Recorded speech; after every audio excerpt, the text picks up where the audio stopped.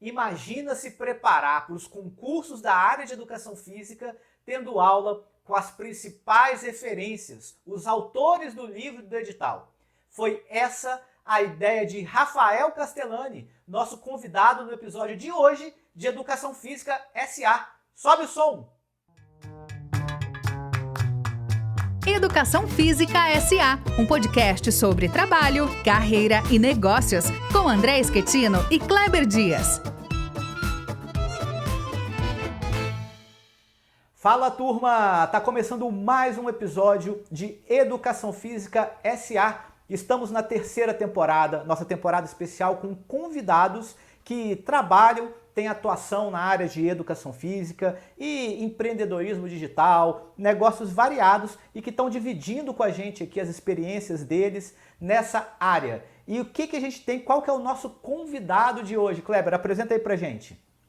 Vai ser um prazer, cara. Hoje a gente vai ter a honra e a alegria também de conversar com um antigo velho amigo, Rafael Castellani, que é licenciado em Educação Física pela Unesp Rio Claro, mestre em Educação Física pela Unicamp, doutor em Psicologia Social pela USP, é coordenador do Instituto Esporte e Educação, líder e colunista, né? Aliás, líder do Grupo Técnico Pedagógico da Universidade do Futebol, onde ele também atua como colunista, está envolvido também com a CBF Academy e além de ser coordenador pedagógico do Encontro Eventos, que é uma das iniciativas que a gente vai conversar aqui. Então, Rafael, muito obrigado por você ter aceito conversar com a gente. É um prazer estar aqui contigo conversando. Uma alegria te rever também, fazia muito tempo que a gente não se viu. Seja bem-vindo. Obrigado, meus amigos. Eu agradeço o convite aí e espero que a gente tenha um bate-papo gostoso aí. Maravilha. Então, a gente ficou, na verdade, a gente tem gravado episódios com vários convidados, inclusive a gente gravou, né, na temporada passada um sobre a atuação do profissional de educação física a partir da carreira acadêmica, e a gente ficou muito curioso, né? Um dos setores que a gente levantou, inclusive, como uma área promissora da educação física, mas relativamente pouco explorada por profissionais de educação física, é essa área de eventos. E aí eu queria que você começasse esse bate-papo aí com a gente, falando um pouco sobre Encontro Eventos, que tipo de eventos são organizados, cursos e assim por diante, né? Explica aí pra gente como funciona. Legal. Bom, então, a Encontro Eventos, ela surgiu há um pouco mais de um ano, né? A partir aí da iniciativa do Fernando Baccari, né? Que é um profissional da área do marketing digital que eu conheci quando era diretor executivo do Centro Esportivo Virtual, né? E aí o Fernando Baccari desenvolvia alguns trabalhos já com algumas entidades da educação física, com o próprio SEV, com o Celafisques, e a gente acabou se conhecendo no SEV. Quando eu saí do SEV no ano passado, no início do ano passado, a gente começou a pensar aí uma alternativa, né? Aquilo que o SEV também já fazia, querer organizar alguns eventos. O SEV tinha uma atuação um pouco diferente, né? Mas a gente pensou a gente conhecia, né, bastante esse ramo por conta da experiência, principalmente com o Centro Esportivo Virtual e ele com o Celafisques. E a gente viu aí uma brecha muito grande, né, na nossa área, né, nesse mercado. Principalmente em tempos de pandemia, né, a gente sendo aí revisitado a ter que conhecer algo novo, a ter que lidar com ferramentas novas, com as quais a gente não tinha experiência, com as quais não somos formados nos cursos de graduação para lidar. Então, a gente resolveu, né, trazer para a educação física essa nossa expertise. E aí começamos, então, a prestar assessoria e a ajudar na organização de eventos acadêmicos mais focado na educação física, né? Todos do ponto de vista aí em formato somente digital, né? Em eventos online. O nosso foco é em eventos online. Então, a gente trabalha com a transmissão, e assim, a gente vai desde lá da construção, por exemplo, da logomarca do evento, identidade visual, o site, a gente constrói os anais do evento, né? A gente faz toda a organização também de transmissão, de salas, de gravação, enfim. E aí a gente foi estruturando uma equipe, né? Até que tivemos o nosso grande desafio, que foi organizar no ano passado o Combrace, né? Que é talvez aí o maior evento da educação física, e com quase 20 salas simultâneas. Foi um trabalho de louco, rapaz, vou dizer para você, viu? Não foi fácil não, né? Ainda mais para uma empresa que estava começando, se estruturando, mas foi assim, foi muito legal, foi um trabalho muito bacana de realizar, deu tudo certo, o pessoal gostou bastante, uma entidade importante da educação física, que é o CBCE, né? Tivemos um retorno muito positivo deles, enfim. E aí isso nos deu mais ânimo ainda para continuar nessa pegada, para continuar no pique, assessorando, às vezes organizando eventos, às vezes auxiliando outras entidades na organização.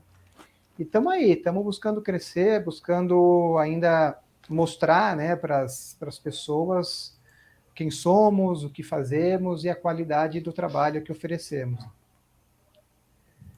Agora, Rafael, uma coisa assim que me chama muita atenção na atividade da Encontro Eventos, em particular, das outras iniciativas que você está envolvido, é o fato de oferecer cursos para professores de educação física que estão se preparando para concursos, cursos sobre temas que são bastante consagrados nos currículos de educação física, como as pedagogias críticas, livros que são usualmente utilizados nas bibliografias das disciplinas de pedagogia e também nos concursos públicos para professores da educação básica.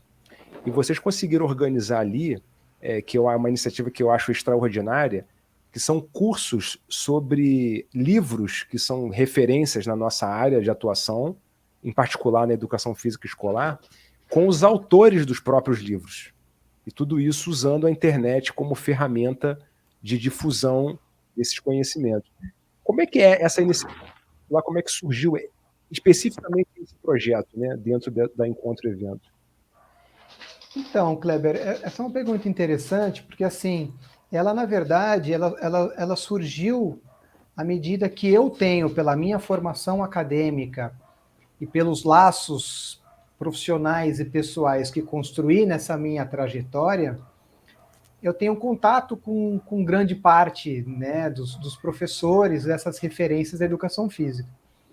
Então, tenho no dia a dia, são pessoas que a gente tem o WhatsApp, conversa no dia a dia, são pessoas muito próximas, alguns deles me viram crescer, né? Então, assim, é uma relação bastante próxima com eles. E aí eu estava pensando, né? O Fernando Bacari me convidou para a gente organizar um curso, né? Vamos fazer um curso, tem vários cursos por aí, mas o que a gente pode fazer de diferente e tal. Até que chegamos aí à ideia desse curso preparatório para concursos, né? A gente pensou, bom, mas o que já existem cursos preparatórios para concursos, o que a gente vai oferecer de novo? E aí foi que me veio a ideia, né, de oferecer como diferencial justamente a oportunidade dos professores terem contato com os próprios autores e autoras das obras que são solicitadas pelos editais. Então, assim, os caras têm que estudar um livro, nada melhor do que estudar esse livro com o próprio autor do livro, né? Então, essa foi a ideia inicial, né? E aí a ideia foi focar na educação física escolar, por dois motivos. Primeiro, por ser uma área que eu tenho bastante afinidade, por ser professor há quase 2 décadas da rede pública também, por conhecer todos esses grandes professores, essas referências que estão no concurso. Então, o primeiro passo foi saber olhar os editais e ver, bem, que está sendo requisitado ainda por esses editais, né? Quais são as obras? E confesso, Kleber, que fiquei surpreso em ver ainda que obras que nós estamos falando lá da década de 80 e de 90 ainda são as principais referências dos concursos, né? Então, eu falei, a gente precisa reunir essas referências todas num curso online, para a gente conseguir dar conta de atrair, né, e de permitir que pessoas do Brasil inteiro possam participar, porque se fosse presencial não teríamos condições disso, e até uma condição financeira de juntar esses professores, porque o Walter está no Espírito Santo, o Mauro está em Bauru, o Lino está em Campinas, em Piracicaba, cada um está numa cidade, né? O João Freire está na Santa Catarina, e aí, imagina, juntar esses professores todos num único local, a gente teria que ter uma estrutura e recursos que não tínhamos, né? Então, a gente resolveu fazer nesse formato online, até porque ainda estávamos em pandemia, né? Estávamos diante da necessidade de isolamento social. E aí, cara, falou, ó, vamos para cima. E aí eu passei a pensar toda na questão pedagógica, o Fernando Bacari cuidando da parte mais operacional, de criação de plataforma, de criação de propagandas, de marketing digital, esse tipo de coisa. A gente foi estruturando uma equipe, então nós temos aí alguém para cuidar da parte mais administrativa, temos alguém para cuidar da parte mais tecnológica, de sites, de designer, né? E aí fomos desenvolvendo, e já estamos agora, terminamos sábado passado a segunda turma. Fizemos 2 turmas nesse ano. Maravilha, maravilha. Você falou 2 pontos aí que me chamaram muita atenção. Primeiro, essa questão da pandemia e do tanto que ela mexeu, né, com o mundo todo e também com a educação física. E aí, nesse processo, algumas pessoas, e a gente vem conversando com algumas delas, né, tiveram, digamos assim, um pouco mais de, não sei se inspiração, se ação ou se um know-how prévio para se mover diante desse desafio que a pandemia colocou para todo mundo, e outros profissionais de educação física ficaram, às vezes, um pouco mais em apuros, né? Às vezes no sentido de ter o seu local de trabalho fechado e ficar sem ter como atuar, enfim, ter que também ressignificar a sua atuação. Esse foi um ponto. E o outro ponto que você mencionou foi essa equipe que você construiu, que vocês construíram, e também um certo grupo de conhecimentos, que é um grupo de conhecimentos que talvez o profissional de educação física, o estudante, não veja na sua graduação, na sua formação, né? Então, com base nesses 2 pontos, eu queria sua opinião no seguinte sentido: o que o profissional de educação física hoje, dada essa mudança toda que teve aí, o que ele deveria buscar, mesmo que a graduação dele não ofereça, ou que ele deva buscar por fora, né, para poder sobreviver, digamos, nesse novo mercado que vem aparecendo aí? Boa pergunta. Olha, eu acho que assim, só essa experiência nesses anos de pandemia, né, já nos trouxe muito conhecimento, né? Então, seja participando, né, como professor ministrante, né, como às vezes como convidado, seja na organização desses eventos. Então, as nossas aulas tiveram que se transformar também para um ambiente virtual. Quem dá aula, quem é aluno, ao invés da sala de aula, passou a ter que utilizar lá o Google Meet, o Zoom ou qualquer outra plataforma, né? Então, a gente foi aprendendo. E a gente foi aprendendo, como se diz aí no ditado popular, né?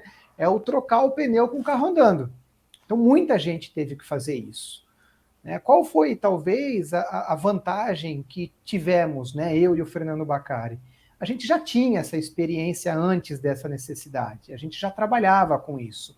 O Centro Esportivo Virtual, né, onde eu tenho aí uma relação bastante forte há muitos anos já, ele é de 1996, cara, ele surgiu junto com a internet aqui no Brasil, né? Então ele é pioneiro nessa história. Então, tudo isso que a gente imagina do ponto de vista digital, o SEV já fazia. E como eu estou no SEV há mais de 10 anos, eu já sabia. Eu já tinha conhecimento sobre isso, né? Então, esse conhecimento não veio da universidade, não veio da minha graduação, não veio do meu mestrado, não veio do doutorado. Vem de onde? Veio da experiência de vida, vem da experiência profissional, né? Então, se eu posso dar alguma dica, assim, quem queira, né, se aprofundar e aprimorar os conhecimentos nessas áreas, é buscar cursos de extensão, cursos de aprofundamento, né, dependendo do quanto quer se dedicar a essa área, uma especialização, na área de marketing, na área de comunicação, né, e tem muita coisa já sobre isso, na área de tecnologia. Então, há uma oferta muito grande, né, de cursos já sobre isso. A grande dificuldade nesse momento talvez seja filtrar, né, selecionar o que presta, o que não presta, o que é bom, o que não é, o que vai agregar valor a mim e o que não vai. Né? Isso, há ferramentas para isso, obviamente, mas há também muito erro. A gente aprende no erro também, né? A gente erra, acerta, até que os erros vão sendo minimizados. E comigo foi assim, eu acho que todo mundo, eu imagino que seja assim.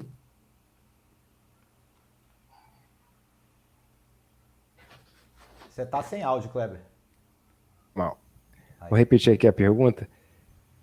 Rafael, dá para fazer uma avaliação dessas duas turmas que vocês já ofereceram desse curso aí de qualificação e de preparação para seleções, para editais, para concursos?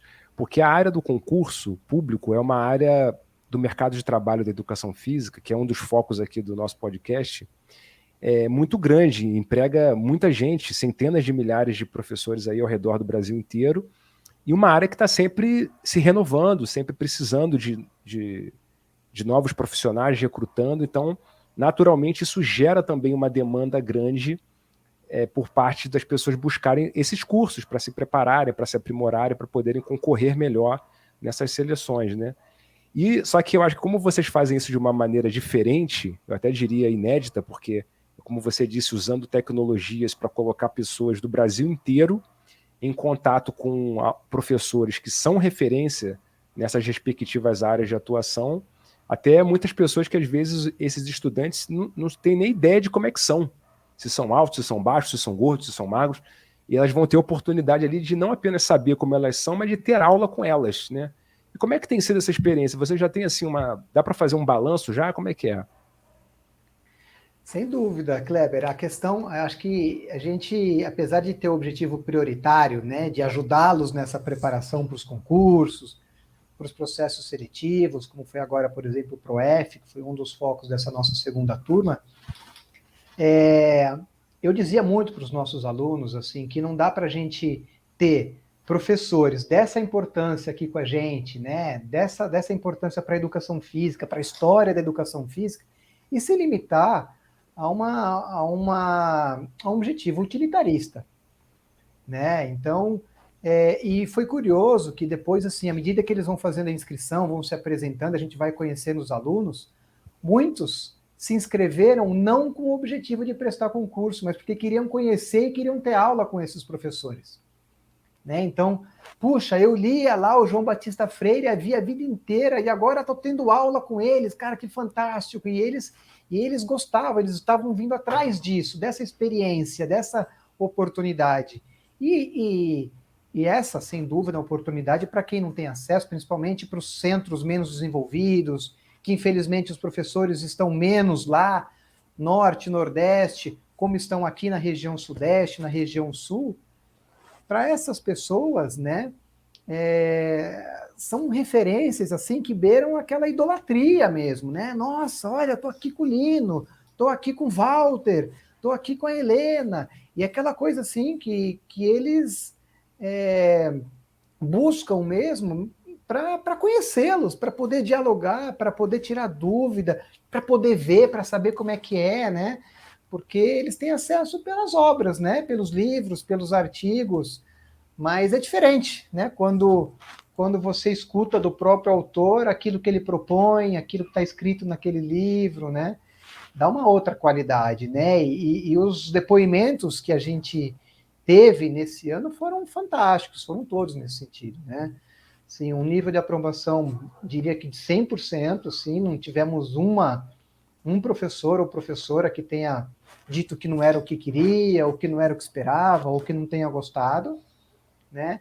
E todos valorizando, né, o conhecimento que tiveram, valorizando a ajuda do curso para o desempenho deles nas provas, mas valorizando as lições de vida que tiveram, a formação humana que tiveram, a experiência que tiveram de conhecer esses professores.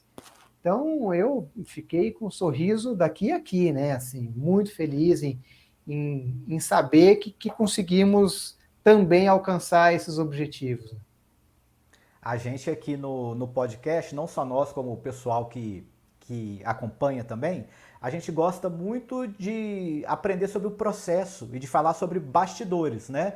Você apresentou um resultado muito bacana aí pra gente e você falou também de trocar o pneu com o carro em movimento, né? Então a gente queria saber, a gente tem a curiosidade de saber, porque a grande maioria dos nossos aprendizados costumam ser na base de experiência, tentativa e erro, e a gente vai sempre ajustando e melhorando. Quais foram os principais desafios nesse projeto? Não sei nem se vou dizer se deu errado, mas o que desafiou vocês aí nesse sentido e que vocês tiveram que ajustar, né? Eu posso estar enganado, mas eu penso, por exemplo, em professores e também alunos que estavam mais acostumados com um tipo de aula presencial e às vezes quando você vai para online algumas coisas mudam, né? Desde a interação até a forma de comunicar, enfim. Mas o que desafiou vocês aí nesse processo? Bem, acho que do ponto de vista da organização, os desafios foram muitos, né? Foram muitos. A começar aí pelo curto investimento, né? Que tínhamos para realizar, né? Então, tínhamos um capital muito restrito para fazer os investimentos necessários. Reunir, né, esse grupo de professores não foi uma tarefa fácil.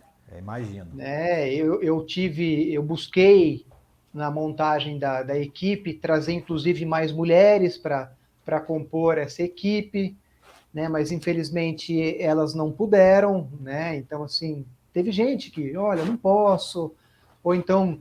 Rafael, esse livro eu publiquei há 20 anos, eu não falo mais disso, não quero mais falar sobre isso, me desculpe, mas ache outra pessoa, sabe? Também teve isso. Então, assim, do ponto de vista de cá, eu acho que teve essa questão pedagógica, né? Teve também a dificuldade nas vendas, né? Porque, por incrível que pareça, eu tinha uma expectativa de que seria mais fácil vender o curso para ao menos pagar o curso, né? E não foi fácil, sim, foi um empenho tremendo, investimento altíssimo em comunicação e marketing digital que tivemos que fazer, muito além do que a gente esperava ter que fazer, né? O que demandou aí de toda a equipe de comunicação da Encontro Eventos e do Fernando Bacari, principalmente, um trabalho insano que a gente não esperava ter que ter, né? E aí, do ponto de vista pedagógico também, foi justamente a linguagem, né, o formato de aula. A gente está falando de professores, a maioria já aposentado, né, que possuem pouca habilidade com as redes sociais, que possuem pouca habilidade com as plataformas digitais. Todos, sem exceção, nunca haviam dado aula para uma turma que está se preparando para um concurso, né? Então, foi um desafio para eles também, né? E a gente entrou junto nesse desafio. Então, conversar, achar uma estratégia para deixar a aula o mais dialogada possível, né? E para isso, acho que a gente trouxe a questão da resolução comentada das questões como um ponto que foi muito assertivo, na minha opinião, né? E aí foi legal que, assim, os professores, eles aceitaram esse desafio muito mais também pela experiência que teriam, né? Talvez aí pela novidade, né? Pelo fato de ser algo novo também na carreira deles, né? E pela relação que temos, né? Pela relação pessoal que temos. Muitos, Rafa, nem precisava pagar, entendeu? Eu faria isso por você, eu faria isso pela nossa amizade, pelo nosso companheirismo, que é algo que é muito, muito nosso, né, no mundo acadêmico, né? O Kleber sabe muito bem, o que a gente mais faz é trabalhar de graça para ajudar os amigos, entendeu? A gente vai dar palestra, a gente dá curso, a gente vai em banca, a gente dá parecer de artigo, e tudo faz parte do mundo acadêmico, né? Faz parte dessa camaradagem que existe no mundo acadêmico. Então, foi isso que mobilizou esses professores, né? E aí eles estavam também, mas era um desafio. Então a gente entrou junto nesse desafio e foi muito legal. E como é que você, assim, como é que você lida, Rafael? Porque você, sendo acadêmico também, e agora também envolvido nesse universo novo, até como você mencionou bem, né, você sugeriu aí no que você comentou agora, cercado por uma certa euforia que às vezes não se concretiza da maneira como a gente pode imaginar, essas dificuldades todas que você narrou, necessidade de investimento em marketing digital maior do que se esperava. Quer dizer, tudo isso sugere uma dificuldade maior do que essa euforia que a gente vê nas redes sociais sugere, né? Então, quer dizer, você de um lado tem uma posição no campo acadêmico, com uma atuação muito, muito firme, já muito longa, de muitos anos aí, de produção de conhecimento, pesquisa e tudo que envolve atividade acadêmica, e agora, de outro lado, essas outras atividades mais recentes ligadas a isso, né? Só que esse segundo campo de atividades, ele é visto com muita criticidade pelo mundo acadêmico, né? Em particular, a educação à distância. É uma espécie, até eu costumo brincar dizendo, uma espécie de vaca sagrada das universidades, né? Muita crítica, muitas objeções, muita resistência, muitas ponderações, algumas delas pertinentes, mas muitas também, assim, às vezes, na minha opinião, expressão de puro e simples preconceito com relação a certas novas tecnologias. E eu acho que o relato que você está fazendo aqui, mostrando o potencial propriamente pedagógico e formativo que isso tem, para além da dimensão empresarial, que também tem, porque eu acho que essas duas coisas elas não são antinômicas, né? Você não precisa renunciar à dimensão empresarial para poder impulsionar a dimensão pedagógica, como, aliás, o que você está narrando aqui já permite concluir, mas existe esse ambiente de crítica. E você recebe críticas, como é que você lida com isso? Olha, eu, sinceramente, recebi pouquíssimas críticas, né? E as críticas que recebi não tiveram relação com o fato de o curso ser à distância ou ser virtual, né? As críticas que recebi, eu acho que são pertinentes e é um sonho que tenho para o futuro, é tornar o curso mais acessível do ponto de vista financeiro, né? Ele ficou um curso caro. Ele ficou um curso caro porque ele demandou um investimento muito alto, né? E primeiro, nas primeiras turmas, desde o investimento tecnológico, em plataforma, em programação, esse tipo de coisa, até para pagar para o labore e para os professores, né? Então, foi um investimento alto. E com isso a gente teve que, para poder empatar, né? Ou pelo menos a gente queria pelo menos não ter prejuízo, né? A gente teve que elevar um pouco o valor do curso, né? Então ele é um curso mais caro do que se vê aí no mercado. Mas ele é mais caro porque ele tem uma outra proposta, ele tem uma qualidade que para mim também é incomparável, né? Então as pessoas costumam dizer, mas quem é o seu concorrente? Eu falo, eu não tenho concorrente, porque eu não tenho ninguém que faz isso. Tem pessoas que oferecem outro tipo de curso, né? É diferente. Não estou dizendo que é melhor ou que é pior, é diferente, né? Então, as críticas elas vão mais nesse sentido, de acessibilidade mais financeira, né? E aí o que eu espero conseguir seria que não tivemos condição nesse primeiro ano, de repente algum tipo de patrocínio, algum investimento que possa vir para que a gente possa de repente oferecer até de graça, né? Porque são milhares de pessoas que poderiam se beneficiar dessa oportunidade. São milhares. A ferramenta digital nos permite isso, né? A internet nos permite isso. E, por outro lado, o que a gente fez? A gente poderia, por exemplo, ao invés de querer ter 50 alunos, como tivemos na primeira turma, podia ter 100 pela metade do preço, né? Só que a gente priorizou o quê? Para tentar manter a qualidade, porque uma das nossas principais intenções era a interação, era que eles pudessem dialogar, conversar. E é como numa sala de aula. Se eu loto a sala de aula, você não sabe, você acaba a aula, você não sabe nem quem são os seus alunos. Então, a gente queria qualidade, a gente queria interação, a gente queria diálogo, a gente queria debate, a gente queria troca. E isso não se faz numa sala lotada, seja numa sala presencial, seja numa sala virtual, né? Então, a gente teve que limitar, né? E aí né, perde por um lado, né, pela questão da acessibilidade, porque a gente limita o acesso de mais pessoas que poderiam ter acesso a essa oportunidade, e ganha-se, na minha opinião, muito com a qualidade dessa interação e desse conhecimento que é produzido e que é compartilhado. Né? E a outra crítica que sofri foi em relação à composição dessa equipe. Falaram, pô, mas só tem homem aí? Eu falei, poxa, eu convidei as mulheres, né? Não puderam, não tinham condições, às vezes questões legais, inclusive, não permitiam que elas pudessem participar. E tem uma outra questão que, assim, olha, eu olhava o edital, que culpa eu tenho? Não sou eu que faço o edital ele é composto por obras escritas por homens, e aí a gente pode fazer uma análise disso, do porquê, né? E há uma série de respostas para isso, a gente sabe muito bem, né? Mas quem escreve os editais não sou eu, e como a proposta era fundamentar, criar o corpo docente com base nas obras solicitadas pelos editais, eu fiquei meio amarrado, né?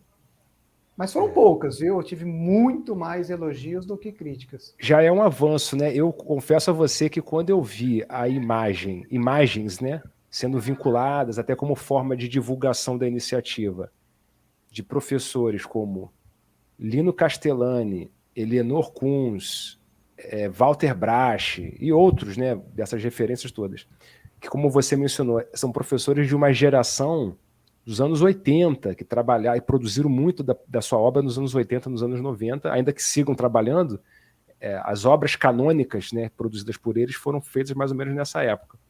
Quando você vê essa geração de professores, que é uma geração mais velha,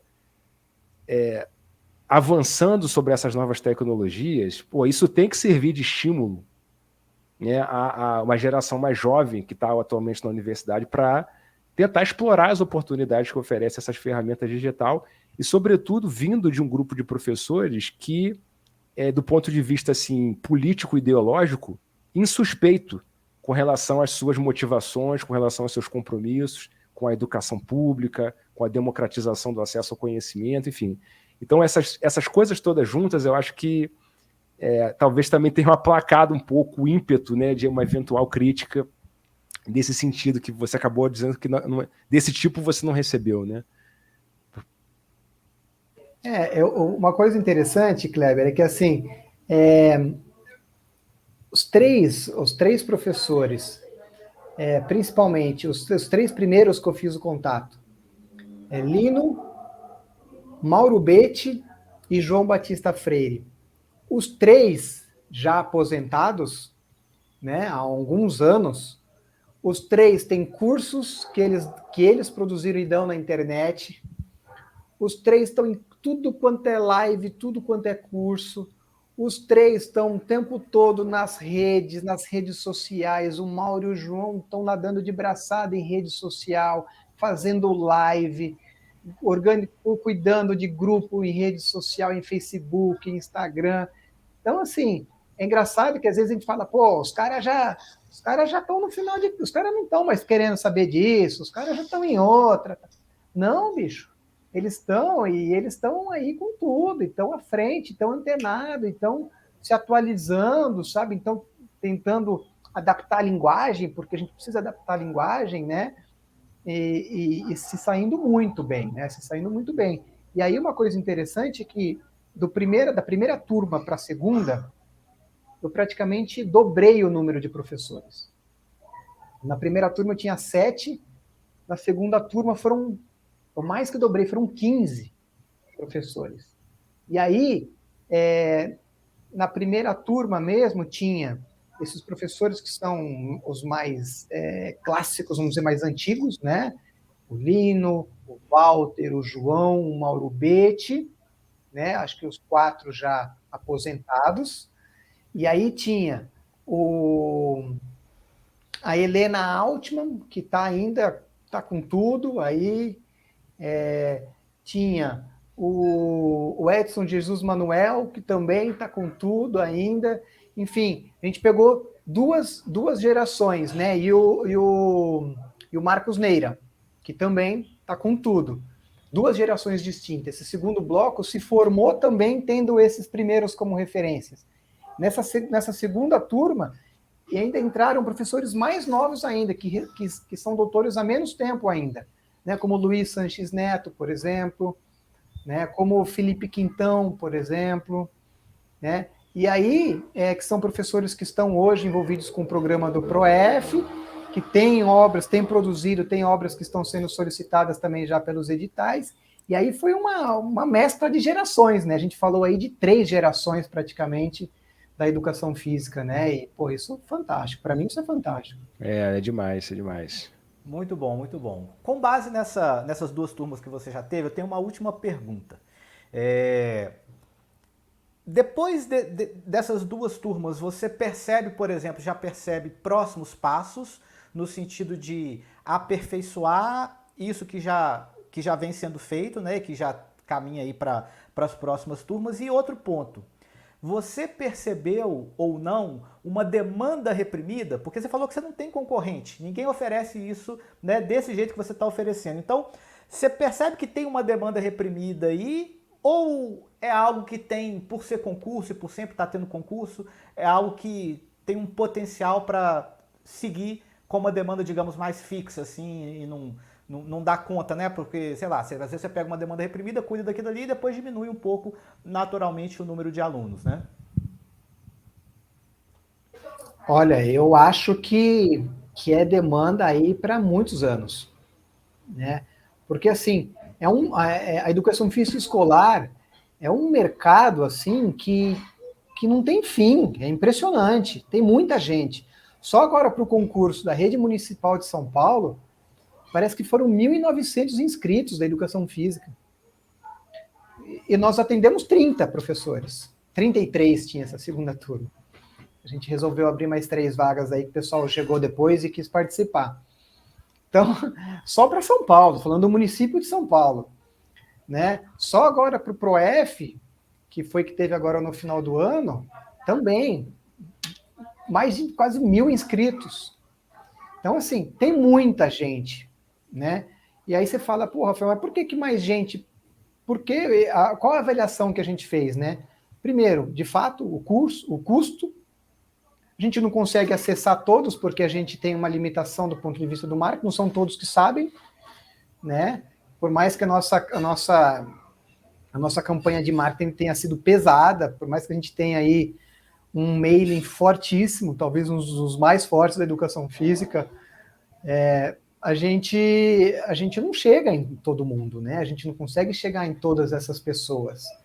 A gente chegou a milhares, né? Há muitos interessados. Mas na hora de arcar de se colocar à disposição para fazer um curso intensivo, são 40 horas, né? Demanda também aí uma dedicação que às vezes as pessoas não têm, final de ano todo mundo cansado, todo mundo de saco cheio, às vezes já de internet, de assistir aula pelo computador, é uma série de fatores, né? Mas eu acho que, assim, demanda para isso vai longe, porque é muito concurso, são muitas vagas.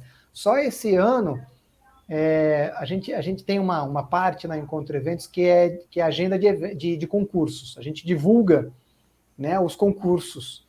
E a gente divulgou, sei lá, quase 100 concursos só esse ano, né? Então, veja, só o concurso de São Paulo foram 200 e tantas vagas, no número de cabeça. Então, assim, são muitas vagas que são ofertadas, né? E você pega um país de tamanho continental, né? A gente nem daria conta de trazer todo mundo para dentro disso. E aí, o que a gente vai fazer? Eu não sei, sendo bem sincero, se esses professores se animariam de fazer mais uma turma dessa ao vivo. Não sei. Talvez no ano que vem, deixando passar, nem falo nada com eles agora, para não ganhar um não antes do tempo, entendeu? Quem sabe no ano que vem, aí a gente pensa nessa ideia. Mas a ideia, o que nós estamos agora?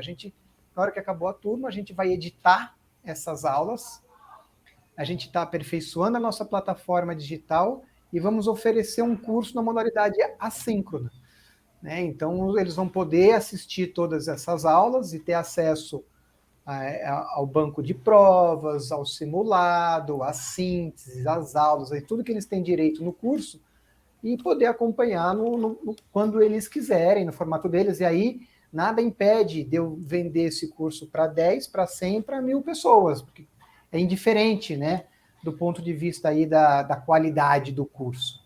Eu não prejudico a qualidade do curso se eu tiver, obviamente, a qualidade da estrutura que está por trás do curso. E aí eu vou acompanhando, né?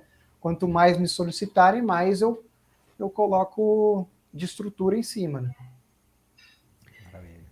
Bom, a minha última pergunta, Rafael, é a seguinte, que eu até já mencionei no iniciozinho, que diz respeito às suas atividades profissionais, porque um dos tópicos que a gente já tratou aqui no podcast diz respeito à carreira acadêmica, porque existe uma oferta de mão de obra qualificada ou até super qualificada atualmente disponível no mercado de trabalho brasileiro, mas que é muito superior à demanda de trabalho que as instituições de ensino superior oferecem e podem vir a oferecer no curto e no médio prazo para essa força de trabalho super qualificada. E então isso coloca um desafio para os cursos de pós-graduação e também, claro, para os acadêmicos que se formaram nesses cursos de pós-graduação.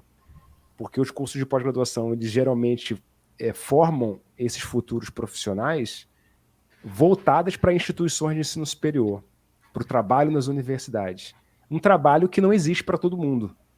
E então, muitos acadêmicos estão tendo que se reinventar no mercado, buscar novas oportunidades ou até mais, criar as suas próprias oportunidades, né? Como é que você vê isso? Você que é uma pessoa que tem que é ao mesmo tempo um acadêmico e que tem uma atividade profissional muito diversificada, né? Como é que você olha para tudo isso?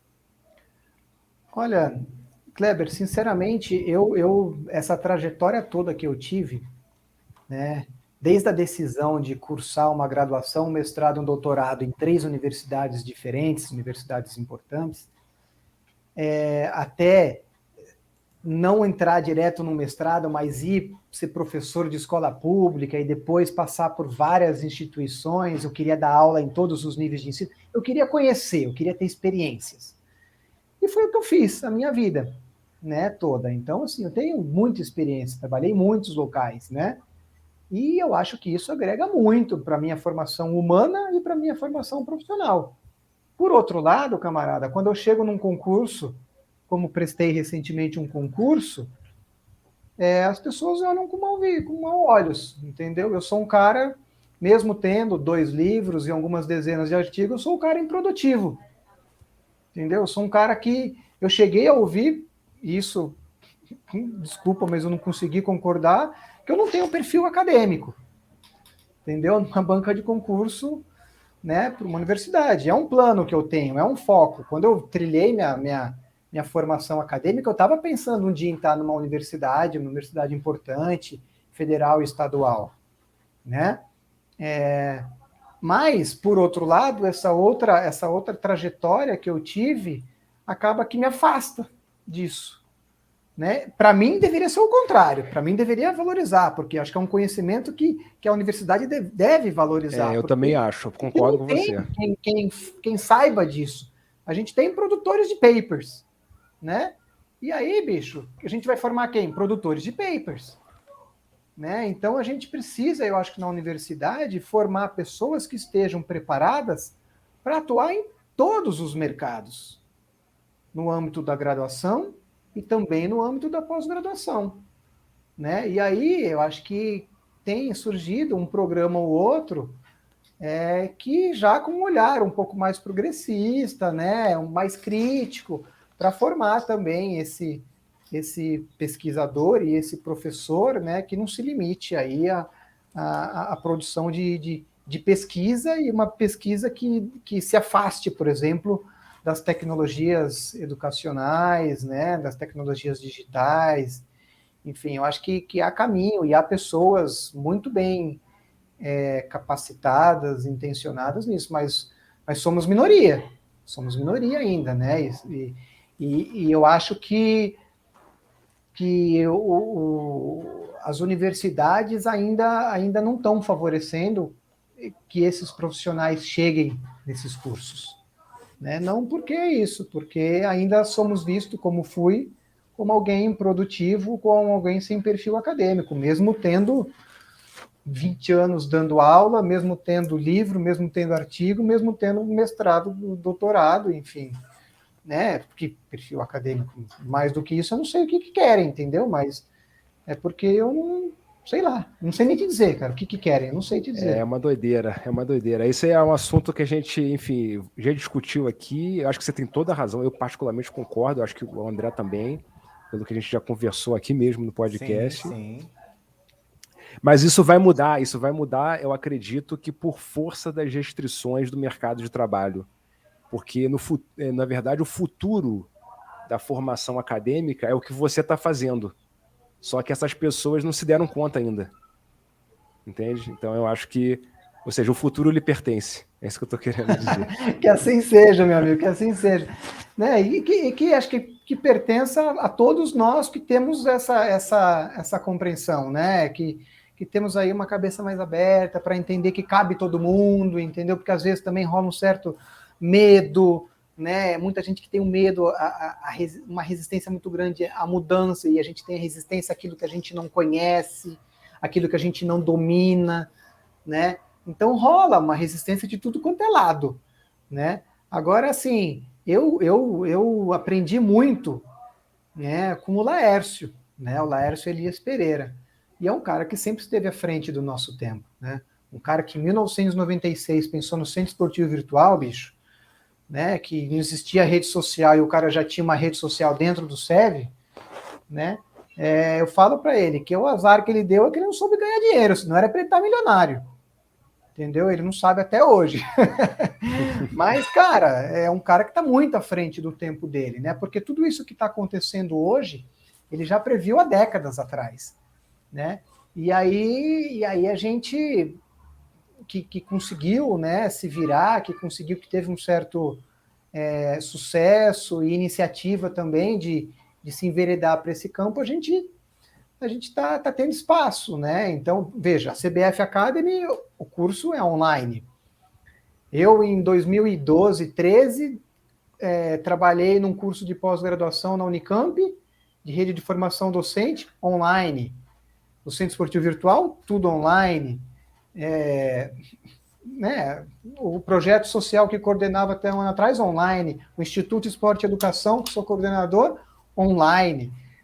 Não tem mais volta, bicho, não tem volta, entendeu? Não tem volta. Agora, o caminho é qualificar essa intervenção, porque há muita coisa ainda sendo realizada de modo precário, mal feito, porque há muita gente ainda sem acesso com qualidade à internet, sem acesso com qualidade às condições, né? Então, aqui nós estamos aqui, numa cadeira confortável, com luz artificial, com tal. Show, tem gente que tem que ter aula no 3G aqui no celular, entendeu? Então, enquanto a gente não conseguir que todo mundo tenha boas condições, a gente vai penar, a gente vai sofrer. A gente vai ter professor dando aula e cai a internet, a gente vai ter um monte de coisa, vai ter aluno que não pode ligar a câmera porque está quebrada a câmera do celular. Mas é um processo, e eu acho que é um processo que não tem mais volta, um processo que agora é só para qualificar, é só para frente, né? E eu acho, né, que, sem falsa modéstia aí, que a Encontro Eventos deu um passo muito grande nesse sentido. Acho que traz uma contribuição muito boa, né? Tanto que já recebi propostas aqui de outros professores de outras áreas de fazer a mesma coisa na área da saúde. Então o professor queria montar um curso igual esse que eu montei na escolar, só que da área da saúde. Chamar outros professores, outras referências, quer dizer, a galera já está se mexendo. Eu falei, bora, vamos lá, vamos fazer. Na área do lazer, entendeu? Podemos pensar, e assim vai, são infinitas as possibilidades, né? Maravilha, maravilha. E para o pessoal que está assistindo aqui a gente, ouvindo nas plataformas de podcast, a gente sempre pede, né, para passar a ideia para frente, para encaminhar aí nos grupos da faculdade ou dos grupos profissionais. A gente quer agradecer demais esse papo aqui com o Rafael. Obrigado, Rafael. Deixo você aí para suas palavras finais, se quiser mandar algum recado para o pessoal que acompanha a gente, e depois o Kleber vai fazer o encerramento. Pô, legal, André. Agradeço o contato, agradeço o nosso papo aqui, foi muito bom. É sempre bom ter aí a oportunidade de poder contar do nosso trabalho, contar da nossa experiência, né? Tentar se aproximar das pessoas que possam também aí estabelecer outro tipo de relação com a gente, de repente conhecer o curso, conhecer a Encontro Evento. Nós temos a rede social, né, que é @encontro_eventos. Temos o nosso website, que é www.encontroeventos.com.br. Enfim, é possível nos achar já na internet, é possível me achar em qualquer canto por aí, né? Então, eu acho que foi muito legal esse papo. Parabenizo vocês também pela iniciativa. Muito legal, muito bacana esse projeto de vocês, essa iniciativa de vocês. E espero que vocês também possam inspirar outras pessoas da nossa área e de outras áreas também, e que a Encontro Eventos e o trabalho que a gente vem fazendo também possa inspirar outras pessoas, né, a também se dedicar aí a cursos à distância, cursos online e cursos dessa natureza, né. Agradeço, foi muito bom, obrigado mesmo. Maravilha, a gente vai deixar o linkzinho da Encontro Eventos, os links todos que o Rafael falou, na descrição do nosso podcast. Você que está ouvindo a gente, então, pode dar uma olhada lá na descrição que os links estão lá. Valeu, Rafael, obrigado. E você que nos acompanha aí pelo YouTube, pelo Google Podcast ou pelo Spotify, não se esqueça, todo domingo, às 20 horas, um novo episódio de Educação Física SA, um podcast sobre trabalho, carreira e negócio, nessa temporada super especial sobre empreendedorismo digital, com convidados e com essa novidade maravilhosa, que também são os nossos rostinhos lindos aparecendo no vídeo no YouTube. Fica com a gente, ótima semana para vocês de trabalho, sobe o som. Educação Física SA, um podcast sobre trabalho, carreira e negócios, com André Schettino e Kleber Dias.